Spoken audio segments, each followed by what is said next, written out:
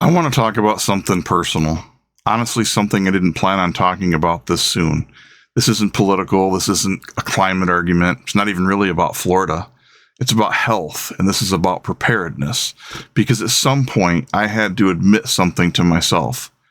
Cold weather, that almost took me out, and I can't ignore that anymore. Right now, up north, a lot of people are dealing with brutal conditions. Sub-zero temperatures, ice everywhere, wind, snow, the kind of weather where everything takes more effort, where one small mistake can turn into a serious problem fast.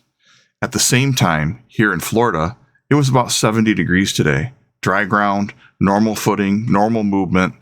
That contrast isn't about comfort, it's about risk. After my heart surgery, my reality changed in ways that aren't always visible. One of the biggest changes is that I'm now on blood thinners. If you've never been on blood thinners, it's hard to explain how much that changes the rules. A fall isn't just a fall anymore. A slip on the ice, that isn't just sore ribs or a bruise. It can mean internal bleeding. It can mean a head injury. It could mean a hospital stay, and even worse. And cold weather magnifies that risk. Ice doesn't care how careful you are, and it doesn't care how experienced you are. It doesn't care how tough you think you are. I've lived in cold climates most of my life, and I've worked in them. I've endured them. I can handle cold. But preparedness isn't about asking what you can endure. It's about asking, what does it cost me now? That question changes everything. Last winter, I was blowing and shoveling snow about every other day. After a long day of clearing snow, I had chest pain. That moment made me realize that I should probably get checked out.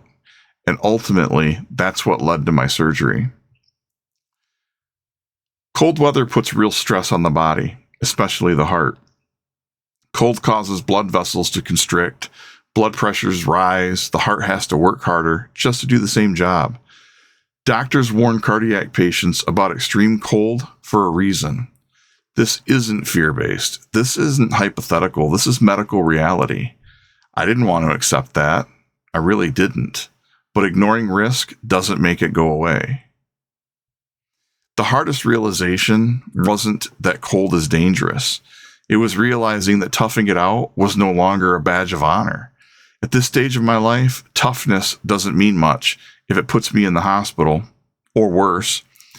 Preparedness isn't about ego. It isn't about proving anything. It's about survivability over time. We talk a lot about preparedness in terms of gear, food, water, medical supplies, power, but we don't talk enough about environment.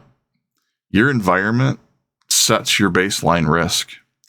Cold amplifies things like slips and falls, delayed response times. Have you ever had to wait for an ambulance that was stuck in the snow?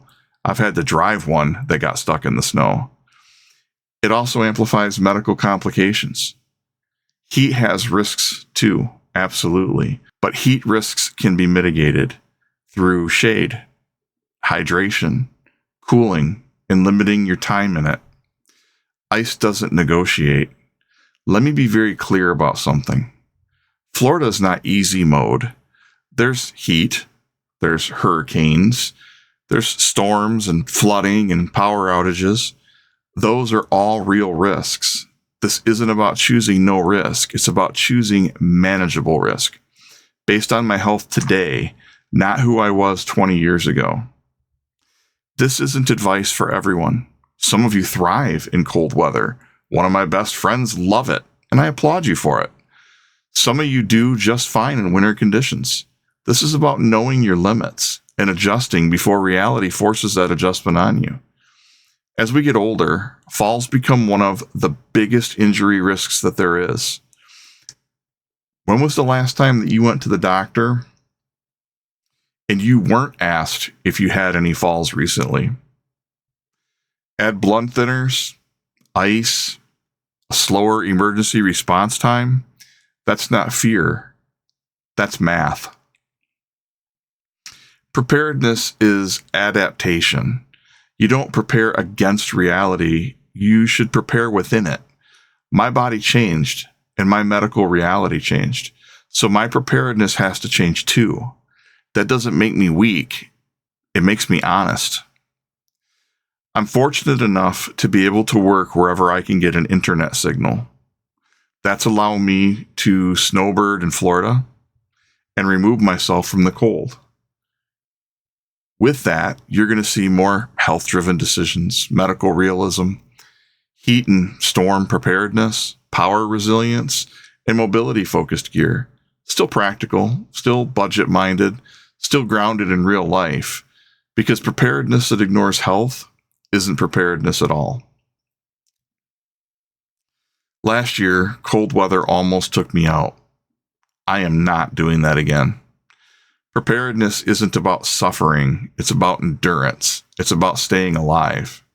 Long enough to matter, long enough to help others, and most importantly, long enough to keep going.